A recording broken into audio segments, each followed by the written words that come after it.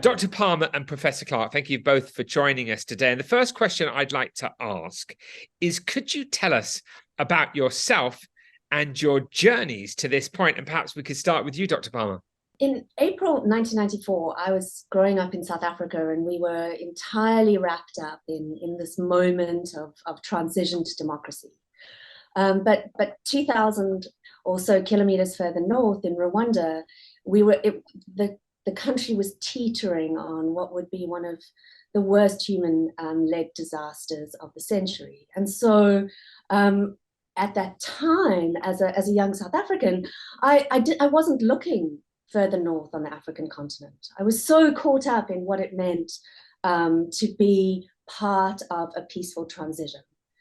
And it was only after I finished law school that I became increasingly aware of the 1994 genocide and what happened, the 1994 genocide against the Tutsi and what happened. And that really prompted me to then go and work at the UN International Criminal Tribunal for Rwanda.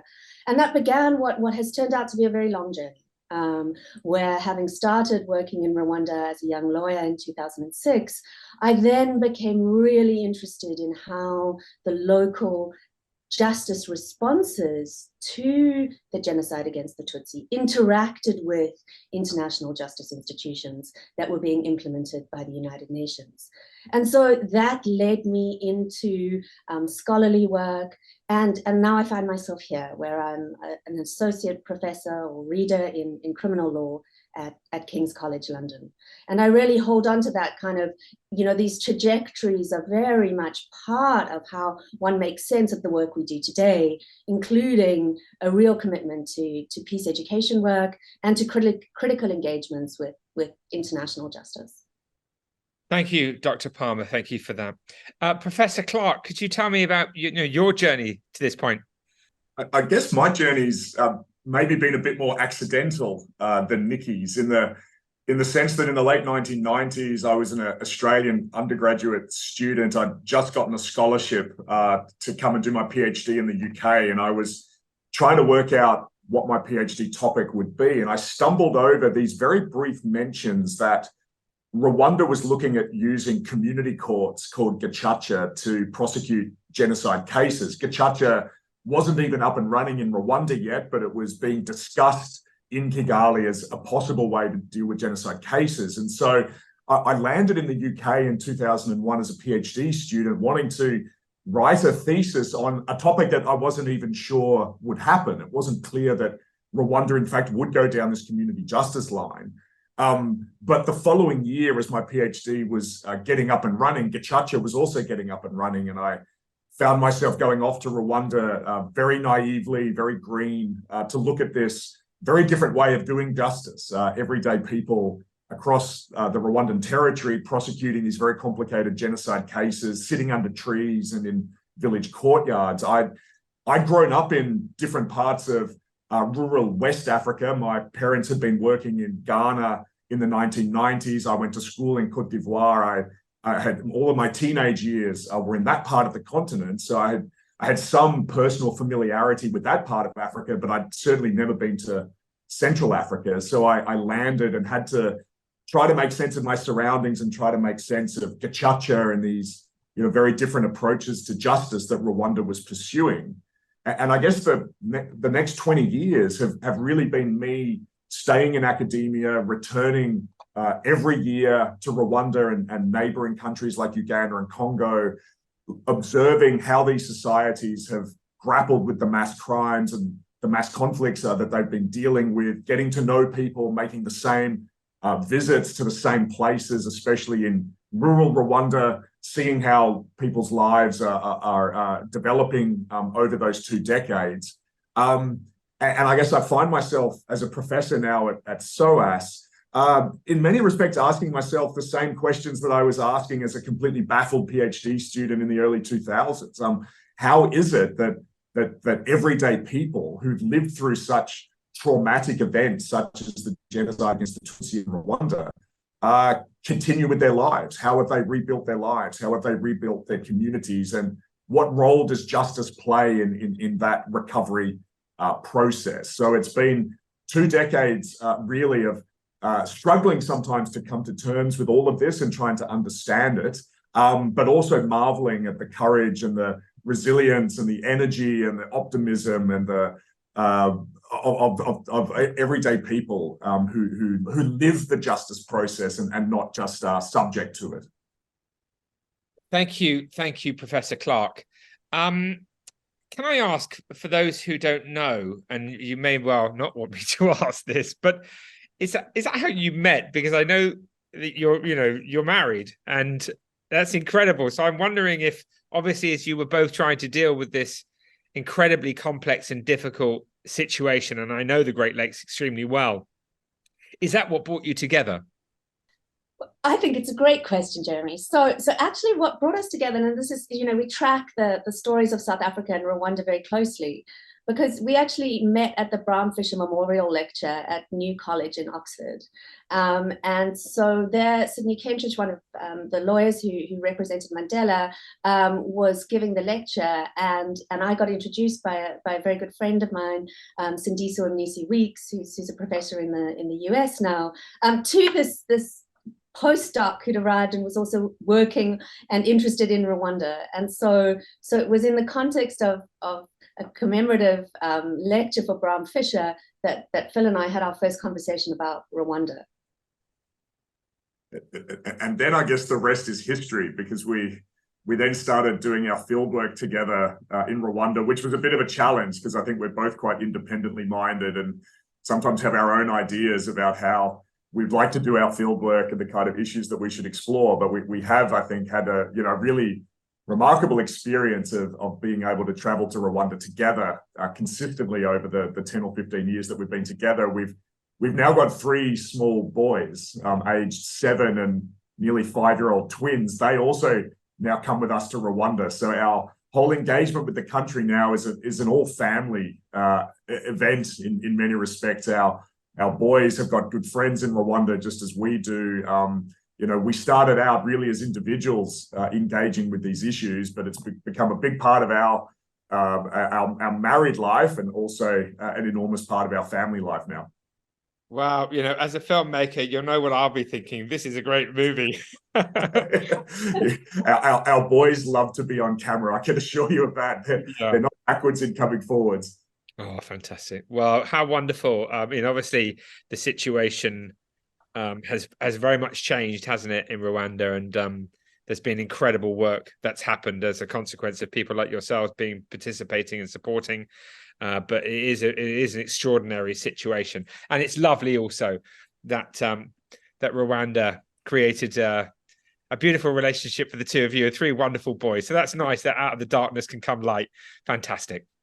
Okay, so what does the Day of International Criminal Justice mean to you? And I'll ask you both, Dr. Palmer, what does the International Day for Criminal Justice mean to you? So for me, it's an opportunity for learning and engagement.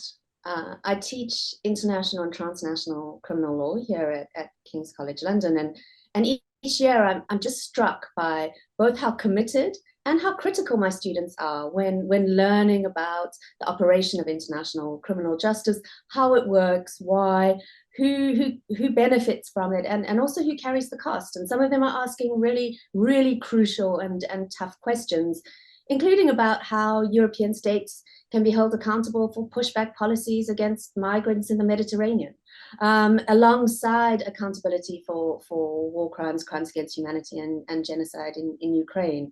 And so international criminal justice is very live. And I think this opportunity to learn, but to engage, to understand, and to ask the core questions for me around who benefits and who carries the costs of the use of criminal law as an aspect of global governance.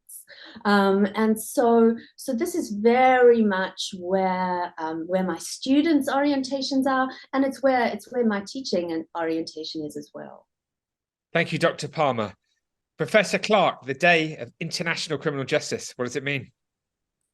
I think I would echo Nikki's view there, which is that I think the day is a real opportunity to ask tough questions of where international criminal justice finds itself in 2023 and where it's likely to go in the next 20 years. I come at the day very much as an outsider. So I'm not a lawyer. I'm a political scientist by training.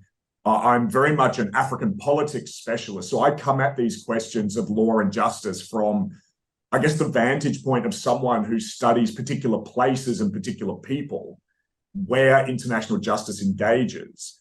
And so I'm not part of the justice industry, if you like. And I use that word very deliberately. I think international criminal justice has become an industry. It's a particular way of thinking. It's full of people with a particular type of training, and we see that then play out in international criminal justice institutions like the ICC. That there's a certain predictable way of engaging in the world. It's I think, a very virtuous enterprise, but it's perhaps an industry that doesn't always ask itself tough questions. And so I think that the International Criminal Justice Day is an opportunity to take stock of where international criminal justice is, what it has done for good or ill in many parts of the world, particularly in Central Africa, where I've done most of my research for 20 years. The track record is not always a positive one. And I think sometimes there's a tendency of this industry to just roll on to the next place and the next crime, not learning lessons from the past, not being honest with itself about the mistakes that it's made, the pitfalls that it's encountered. And so if anything, I don't think this should necessarily be a day for celebration. It should be a day for very serious reflection, very serious critical self-appraisal of this industry, so that it can improve on where it's found itself in the last 20 or 30 years. Yeah, critical self-appraisal and reflection, absolutely. We all need to do that, don't we? And what an incredibly big institution the ICC is, and and tough stuff to get everything right, isn't it? So I think you're really right. The day is a wonderful moment for us to really reflect. So could you tell us about the different aspects of your work? I mean, perhaps Dr. Palmer, we could start with you. What's a day like? What are some of the things that you're doing, just so that we can get a real sense of it? So I think that, the very best bit about what both Phil and I get to do is we get to engage with topics that we think are really important and really matter to us. And we get to do it in conversation with people who have been directly affected by large-scale violence. And so, I'm happy to talk about a sort of an average day in relation to kind of how one goes about doing that work and asking those questions. But the best bit about it is being in the places that the people who have been affected by this violence find themselves situated. And so my research really started, what prompted the work that ultimately culminated in my book, which is Courts in Conflict, is I was sitting in a prison in Rwanda, and I was interviewing an individual who had been charged with involvement in the genocide against the Tutsi, but he had gone before the Gacaca courts. He had initially been charged before the national courts, and then he had gone to Arusha in Tanzania and given testimony before the ICTR.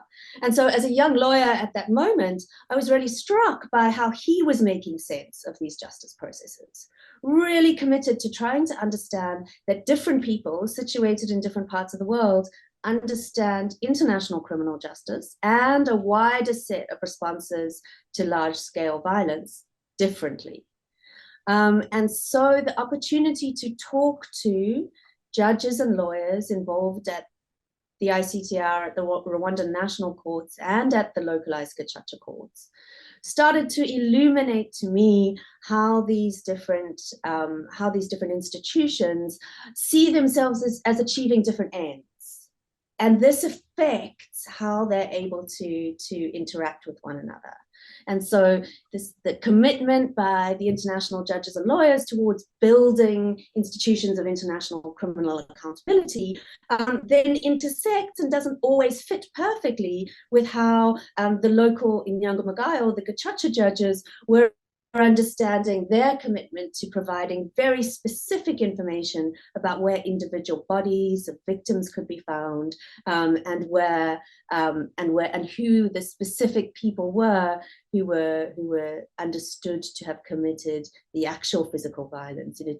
And so what we start to see is that these different ways people understand international criminal justice and transitional justice, the wider sets of responses to these violations, is key if we're going to think about how we build systems where people that are positioned differently around the globe, that their views are taken seriously.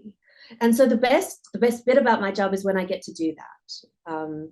And so in my current work now, I'm tracking all of the cases against Rwandan nationals that are occurring outside of Rwanda. So we're seeing, cases against 102 individuals in 20 countries around the world. And I'm sitting in those courtrooms and I'm observing how those cases are going, how people are making sense of them, and what they're expressing to different communities, and what they're telling us about what justice means if you find yourself situated in different parts of the world.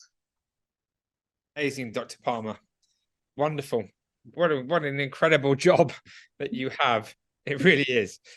Professor Clark, perhaps you could let me know about some aspects of your work. I mean, it's really interesting for somebody like me. I'm not a lawyer and I haven't studied law, and it's just really amazing to be able to talk to people like yourselves and us get a bit of an insight really into how things work. So could you talk to me a little bit more about your different aspects of your work, please? Thank you. Again, Jeremy, I think, so much of my work, like Nikki's, is grounded in particular places and speaking to particular people in terms of trying to understand justice. So we don't tend to come at these questions of law and justice from an abstract notion of what justice is supposed to look like. We try our best to see it through the lives, through the experiences, through the perceptions of people who themselves live through mass violence. And so I guess that's what took me initially to Rwanda, to understand Gacaca. So I wrote a book off the back of my PhD thesis, which was trying to grapple with how were everyday people in Rwanda who were participating in Gacaca trials. And they did this under trees and in courtyards for 10 years, almost once, twice a week for 10 years.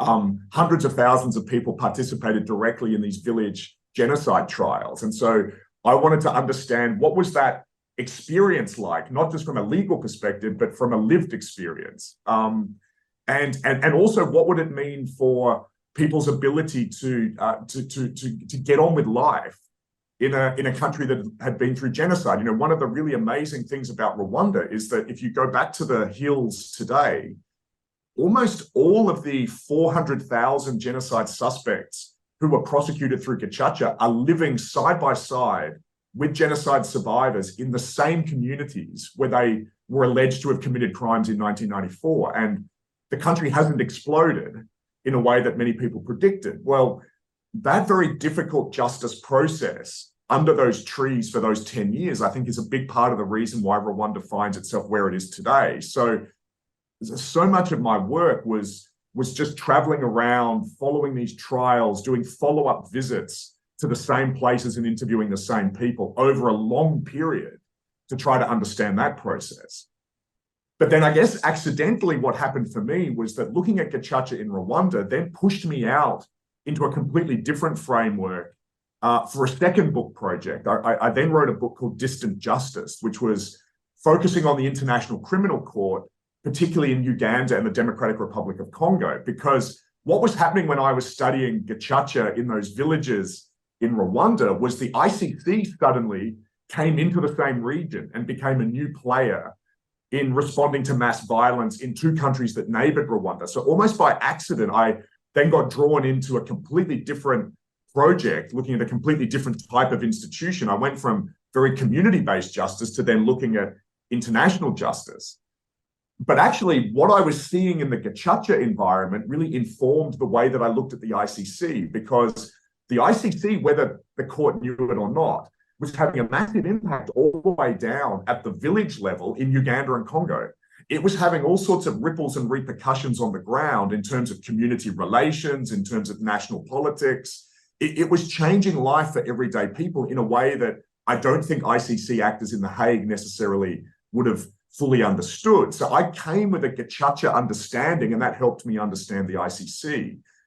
What I'm working on now, and desperately in my office trying to finish up, is a different type of justice. I've gone back to Rwanda to work on a different project. I'm now writing a book on Rwanda's welfare system, because what I kept hearing from my respondents in Rwanda was Gacaca is finished, the criminal justice issue to a certain extent has been resolved, but another type of justice is just as, if not more important for us, and that is socioeconomic justice. In a post-genocide environment, what does it mean for our lives now that this has also been an enormously unequal society? And yet Rwanda now has one of the most extensive welfare systems in all of Africa, and it's doing some really important work in creating conditions for socioeconomic inequality to be addressed across the ethnic divide. And that potentially is a type of justice that is going to prove to be even more important than the criminal justice that was delivered under Gacaca, starting to equalize people's socioeconomic conditions, particularly in terms of healthcare and education, for a society trying to deal with the conflicts of the past, trying to deal with the drivers of conflict. Rwanda has had to deal with the fact that a lot of historical violence in the country has been driven by socioeconomic inequality and resentment over that. It hasn't necessarily been an ethnic question. It's been a material question. It's been a socioeconomic one. And so Rwanda's welfare system is a really important form of justice in tackling that problem. But I didn't go looking for this project. It was because so many of my respondents, my friends, my colleagues in Rwanda were saying, this is what matters to us. This is what we're grappling with, that this is the system, the process, the issue that we're trying to get our heads around. And I guess I've followed their inclination and their impulse to now start to look at socioeconomic justice. So I think the point here is that each of these projects has been prompted by people in those places who've said to me, this is what's important to us. These are the issues we're grappling with. And so that's really driven, I think, a lot of the different types of justice that I've ended up looking at in my work in Central Africa over the last 20 years or so. Thank you, Professor Clark. It really is. I mean, every time you both answer a question, it's just incredible. I feel very sort of honored and sort of humbled to be able to listen to you both. Fascinating, absolutely fascinating. So how crucial are justice and the rule of law? How crucial are justice and the rule of law going to be in relation to humanity's survival, Dr. Palmer? This may not surprise you, but I'm actually going to build on what Phil just said, because I think increasingly the discussions of justice and global justice must include discussions of equality and material redistribution. Because we need to think very carefully about the role that criminal law plays, but the role that other forms of law play. And criminal law's intersection with refugee law, criminal law's intersection with equality law, in order to think through the role that law can play in real redistribution. The intersections with international tax law and how we start to use tax as a way of responding to and redistributing the material gains that we have up to now, and environmental law. So how do we think very carefully about ensuring accountability for resource extraction, given how interlinked our global economies are? And so I think I think law can tend towards conservatism, but it does hold real transformative potential. And I think looking at this and being committed to the use of law as support for a progressive project is a crucial part of the role that justice and the rule of law can play going forward. For international criminal justice, this asks us to do a few things. it asks us to look very carefully and be very committed to how the most geopolitically powerful states are asked to account for their actions, and how individuals situated in those, but also individuals within corporations. And that we need to be very careful about thinking about who gets held to account for international crimes. And we need to be very sensitive that because at the moment there is a risk of international criminal law doing really concerning racialization of ideas of who perpetrators are of international crimes.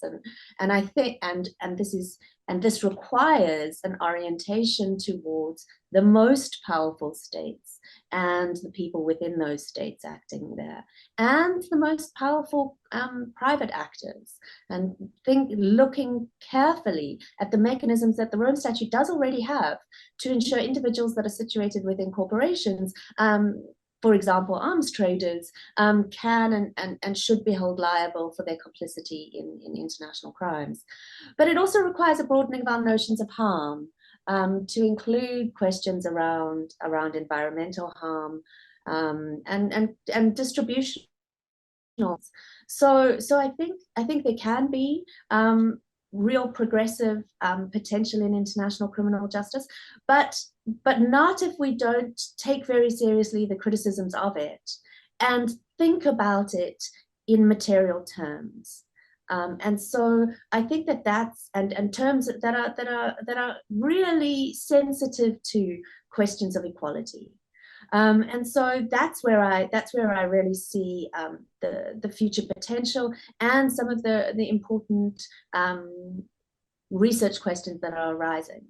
And some of that may ask us, as I said, to look outside of the criminal law and turn to questions of refugee law, turn to questions of taxation, turn to questions of the use of environmental law, turn to the use of corporate law. And I think that intersection, and here, ideas in transnational law broadly are really important and interesting, because it allows us to come up with some new ideas about the role that law can play in building unity across the globe. Thank you, Dr. Palmer. Thank you. So, yes, I mean, in relation to justice and the rule of law having a profound and inspirational impact in relation to humanity's survival, what do you think, Professor Clark? I think there is a huge amount of potential in justice and the rule of law in terms of humanity's flourishing, but I think we're a long way from that at the moment. And I think, as Nikki said, there's a certain amount of complacency in a lot of justice and rule of law circles, and some tougher questions need to be asked. I think there are two issues that the whole rule of law sector really have to come to terms with if this sector is going to have a much greater impact in the future. The first one is something that Nikki's already touched on, which is the need for justice and law to be much more materially oriented, tangible, and visible to populations that are dealing with the biggest crises of the day. And I think that this was expressed beautifully to both Nikki and me on a project that we did many years ago. We were looking at witness protection issues in Rwanda. We were trying to feed some findings into the UN Tribunal for Rwanda, which was based in Tanzania. And we were looking at how you best protect witnesses in communities in Rwanda. And we sat with a Gacaca judge and in Yangamugao, in a little village in the north of Rwanda. And we were asking her what she thought of the UN Tribunal in Tanzania. And without missing a beat, she said to us, the justice that is delivered in Arusha is not real justice. Real justice is what we do here in Rwanda when the genocide suspects have to face us as the community. When those suspects are prosecuted in the UN system, that's not real justice because they avoid us, the Rwandan community. And there was something so powerful, I think, in what she was articulating, which was there is a danger often that international justice in particular becomes fundamentally distant and detached from the people and the places that it claims to work on behalf of. And in many respects, what she was doing was contrasting Gacaca with international justice. You know, she was saying that what we've experienced with Gacaca is justice that is in your face, it's in your midst. In going to a foreign court and avoiding that very difficult dialogue. And I think the message, especially for international law, is how does it make itself more tangible? How does it make itself in the faces of the people and responsive to the people that it claims to be helping? And so often, I think when justice is delivered in Arusha or in The Hague, it avoids that very direct confrontation with the communities in question. And so that, I think, is the first thing that the rule of law industry needs to grapple with if it wants to contribute to humanity's survival. I think the second thing is also something that Nikki has touched on, maybe in a slightly different way, which is one of the big threats to justice and the rule of law globally is the accusation of hypocrisy. Is this concern, and we hear it in our own research in Rwanda, in northern Uganda, in eastern Congo, that too often the International Criminal Court, the UN Tribunal for Rwanda, international justice is on the side of the powerful. It's there protecting often global north actors who in many respects have been contributing to crimes and conflicts around the world, but they keep getting away with it. And instead, justice keeps picking off easier targets, often middle-ranking warlords in Congo and Uganda, for example, after more powerful presidents, and certainly not going after international political actors. And so there is a call that I think international criminal law has refused to listen to for justice to be equal, for justice to be even-handed, but most importantly, for justice to do the hard work of going after the most powerful actors. And if we look at the track record of the ICC up until the present, what is startling is that it has never had a sitting member of government or a sitting member of a national army in the dock. It has become a court for non-state actors. Every time it has made noises about pursuing state actors, it fails to do so. I think even in the Russia-Ukraine conflict, that's what we're going to see. We're not going to see Putin or senior Russian actors in the dock in The Hague. If anything, we will probably see deposed lower-level actors being prosecuted by the court. That's a great disappointment to communities that have experienced that conflict. Time and again, international justice does not go after the toughest cases. And I think it's only when it does that will it be seen as a serious player in terms of human flourishing. At the moment, it's dealing with cases that are easier. It's dealing with less powerful actors, and it's not contributing to equalizing global power relations. If anything, it's perpetuating global inequalities. And I think that that's something that the whole system of law and justice has to grapple with.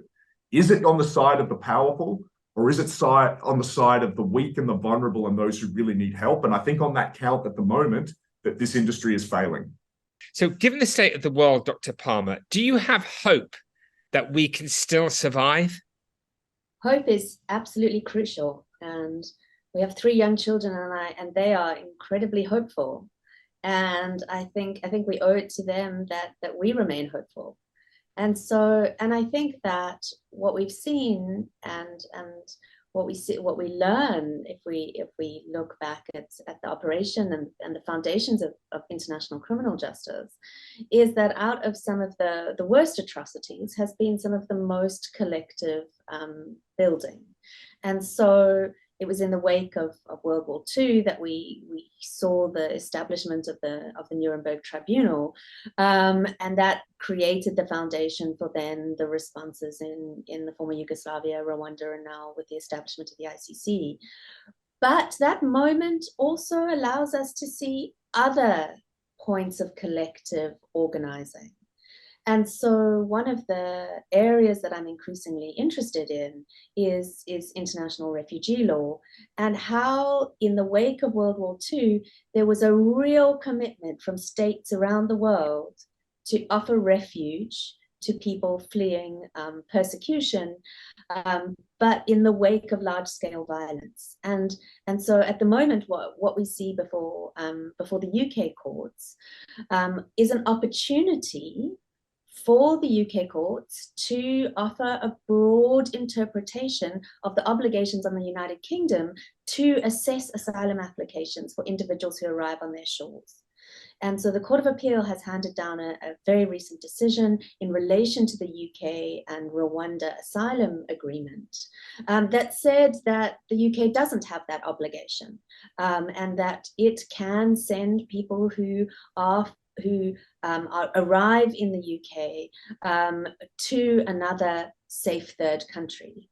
And what was before the court and what I hope to see come before the Supreme Court is an opportunity to give a much broader interpretation to international refugee law, to say that there is an obligation on states to assess the claims of people who arrive on their shores, because what we have real capacity through law to require powerful states to adhere to the commitments that they have made the legal commitments that they've made at an international level. And so I use this example to say that there remains potential for states to use international law to reach agreements about how best to respond to what are global challenges, because we will see greater movement of people, particularly in the context of increasing climatic change. And so the possibilities of states organizing to share that responsibility in a way that does address some of the existing material inequality is there, and it's real, and I think it's very hopeful. And I also think that we organize at different levels. And so if we think about, we've spoken about how so much of our research is driven by having conversations with people who have experienced large-scale violence and how they make sense of the justice processes that can and should follow it. I think that local level organizing is hugely powerful. And we have new ways of building those communities. And what I think needs to happen is that we need to be organizing around how we link local communities into national and international discussions. Yeah, I mean, this is an interesting question for me, whether we'll survive. When I think about the evolution of the human and the way in which we treat each other and treat our planet, even though for a very long time we've known the way that we're treating each other is wrong. And that's what concerns me greatly, that we don't seem to learn, Professor Clark. And therefore, although I have hope and will work every single day for a more peaceful and sustainable world, I'm questioning our ability to really protect what needs to be protected. What do you think, Professor Clark? I think there is hope, as Nikki suggested, for the future of humanity, but maybe we need to be looking for lessons and knowledge in places that we haven't always looked at. I always come back to one particular genocide perpetrator in Rwanda that I've gotten to know very, very well over the last 20 years. For the sake of this interview, we'll call him Alphonse. That's not his real name, but I visited Alphonse in his village at least once a year for the last 20 years, sometimes more than once. Nikki and I have visited him. We've taken our boys to his house. Alphonse killed 4 individuals during the genocide against the Tutsi. He went through Gacaca. He's back in his home community. And, his life has now stabilized and developed in a way that he would never have been able to imagine when I first met him in 2003. He's married, he's got 4 kids, he's been elected as a local state official at the village level in his particular community. And life is very hard, he's still very poor, but he's seen progress. When I talk to him about his ideas of the future, he's maintained this incredible optimism, despite what he has done and what has happened to him and his community.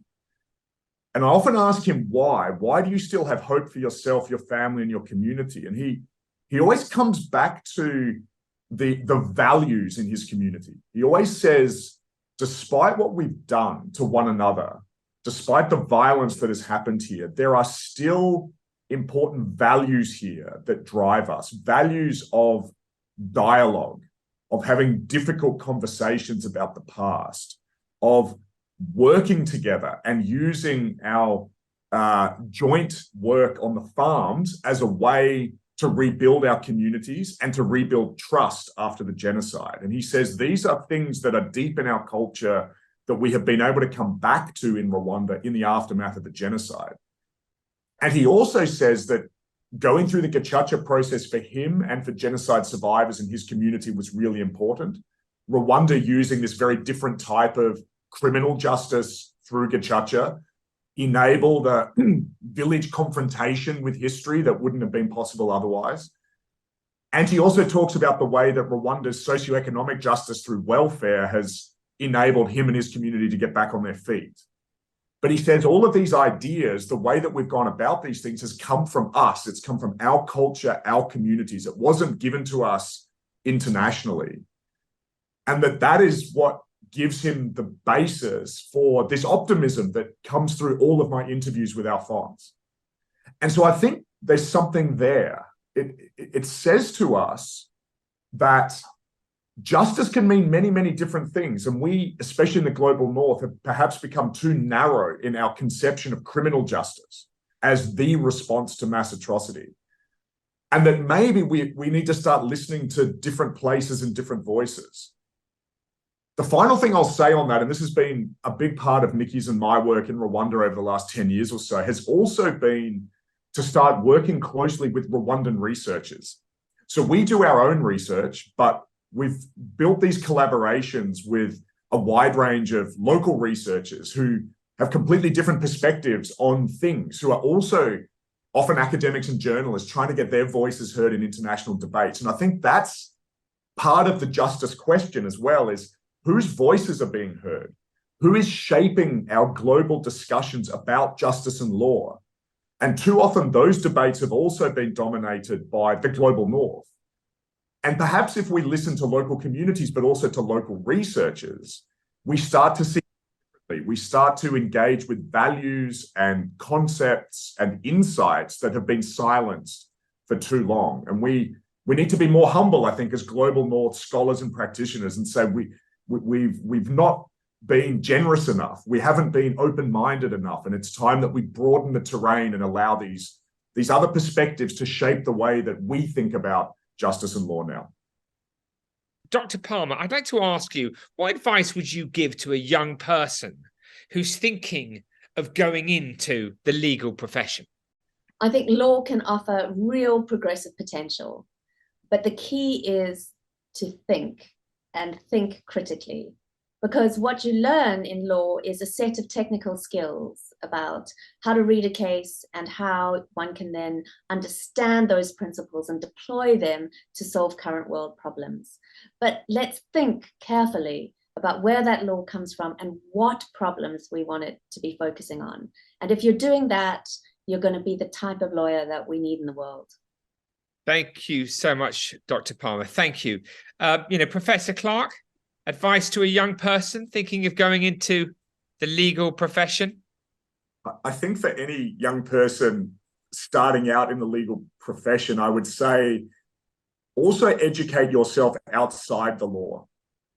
Don't just study law. Study sociology, study anthropology, study politics, so that you understand where the law fits into bigger systems and to societies writ large. I also say it to my politics students here at SOAS. I say, go and learn the law. We need a comprehensive understanding of the issues that we're grappling with, whether that's environmental change, whether that's corruption, whether that's mass violence. These are complex issues that can never be fully addressed by one particular perspective or one particular discipline. And so we all need to be educating ourselves as broadly as possible. And also to that young legal professional, educate yourself about the people and the places where law operates. So if that's in the UK, get out of the classroom get out of the courtroom and engage with everyday people. Get out of your own racial, ethnic, class category and engage more broadly and see how the law operates there. And if you can, engage globally, travel, go to places where law is operating, see how it operates there, and listen to how people talk about the law. Listen to how people talk about justice in their context. Does it chime exactly with the way you're being trained at your own university? And sometimes the answer might be no. So I think it's about the importance of the law, but it's about broadening our perspectives and our horizons as much as possible in order to be the best possible legal actor in the world. Thank you, Professor Clark. Dr. Palmer, can I ask you, is there anything that individuals can do to support justice and a strong rule of law? One has to, I think the first thing is to engage locally and follow what's happening. Get out in the world and be conscious of the work that law is doing and the work that you think law should be doing. And then so it's engaged locally, and then it's organized. Join organizations. There are really important local level organizations that are situated in a whole lot of different parts of the world that allow people to act as an individual in a collective. And I think that that's really what people can do, and then there's a huge amount of power in talking about where people see injustice, and being brave enough to speak about it and to really try to understand it and think about and listen to those who are affected by it, in then being part of the formulation of appropriate responses to it. And finally, yes, individuals matter, vote. You know, one of the things we have is a democratic system, and the more people participate politically, the better there is potential for the laws that are then generated to be laws that are informed by what the type of society people really want to be living in. And so we can't separate law from the social, political, and environmental space in which it operates. Yeah, Dr. Palmer, fantastic. Thank you. Great advice. So Professor Clark, for you, is there anything that individuals can do to support justice and the strong rule of law? I think the best thing individuals can do to support justice and the rule of law is ask tough questions. Be critically minded. There's an enormous amount of celebration and romanticism about what international criminal justice can do in particular. And I think what the ICC needs, what international criminal law generally needs, is a stronger, more critically minded community of scholars, of practitioners who are asking tough questions, so that when we hear this very easy narrative of human progress from Nuremberg until the present, this is a big part of the international justice story. We developed the Nuremberg trials. Law has done these amazing things. It has contributed to peace around the world. It is a tool for good. We should be interrogating that. We should say, what's the evidence for that? Has it actually done that?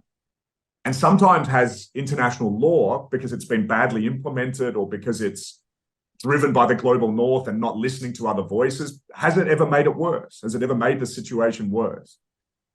What will help the pursuit of justice and a more effective system of the rule of law is to get much tougher minded, to be asking more difficult questions and to hold that system to account. And I think we're heading in that direction now. I think there's perhaps a more sober discussion about the potential for international law that's beginning, but we need to go much further in that and become much more consistently critically minded.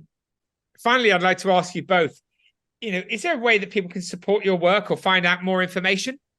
So we work with a whole range of different institutions, and one of them is the Aegis Trust. Now, the Aegis Trust is a Rwandan and UK based charity that runs the Gisozi Genocide Memorial in Rwanda.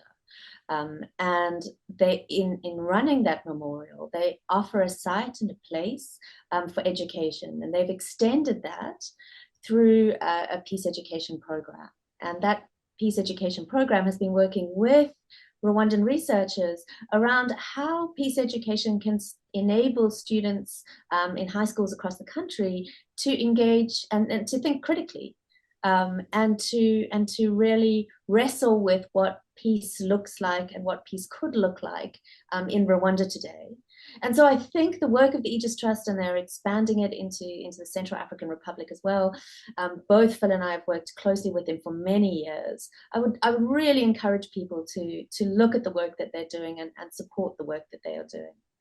And then closer to home here at King's College London, we have the King's Legal Clinic, which allows our students to be part of current legal actions around the world. And so we've developed amicus curiae briefs in relation to deforestation in Brazil, in relation to Guantanamo Bay and individuals and the rights of individuals who are detained there.